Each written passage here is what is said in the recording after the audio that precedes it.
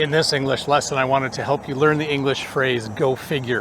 When you say to someone, go figure, it means there's a situation that is illogical and doesn't make any sense and is hard to understand. Here's a great example. In Canada, gas is $1.70 a liter, and the federal government removed the carbon tax a few months ago, and they're going to put it back on in September. Go figure. Basically what I'm saying there is the government putting the tax back on doesn't make sense. Gas is already too expensive. So I say go figure to indicate that I find that situation illogical and hard to understand. The other phrase I wanted to teach you today is the phrase, tell me about it. When you say to someone, tell me about it, it means you agree with what they just said. If someone said the price of gas is way too expensive, I might say, tell me about it. Basically meaning tell me more about it, but it really just means I agree with you.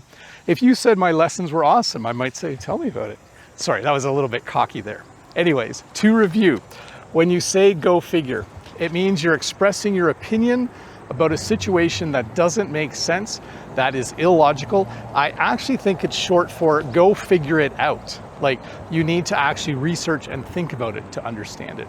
And tell me about it simply means simply means I agree with you. Sorry, in my mind, I was finishing this phrase and thinking I forgot the comment from the previous video in my van, which is 1 kilometer away. It was a longer walk than I expected here, but it's in my pocket. So hey, let's look at a comment from a previous video. This comment is from Takagero. C2 English, a bit complicated for me now, but thanks. And my response, you're right, Takagero. I tried to target B1 to B2, but I guess I overshot a bit. Here is the ChatGPT breakdown.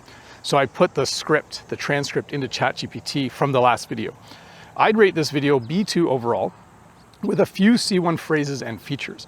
I definitely would not call it C2, but it's considerably above A2. The interesting distinction is that your delivery and sentence structure are often B1, B2, but the target language pushes parts of the lesson into B2, C1 from ChatGPT. And then I'm writing again. I'd say a lesson like this helps a lot of you because I'm floating around the B1, B2 area with how I talk and explain, but I'm helping you learn a C1 phrase works for me. And I hope it works for you too. So yeah, I try to kind of have this balance where I'm talking using B1 language as much as I can, B2 language, which is actually common in everyday English. That's not like me trying to sound simpler. It's just how I talk. And then sometimes I will teach phrases that are C1 or C2 level maybe, but hopefully most of you on this channel at least don't mind it being a little more challenging. Hey, so where am I today? Well, I am by a body of water, which you might think, I think there's a loon there, by the way. That's the bird that's on our coin, the loonie, which you might think is a river, but it's actually an old shipping canal. And what they've done is they put this bike path or walking path along the edge. There's even a nice pavilion over there.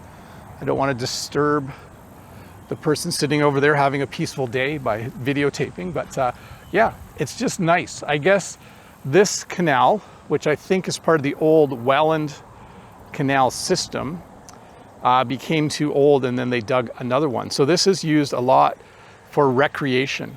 People use this for boating and jet skiing and water skiing and all that kind of stuff. Anyways, thanks for watching this short English lesson. I hope you enjoyed it. I'll see you next week with another one. Bye.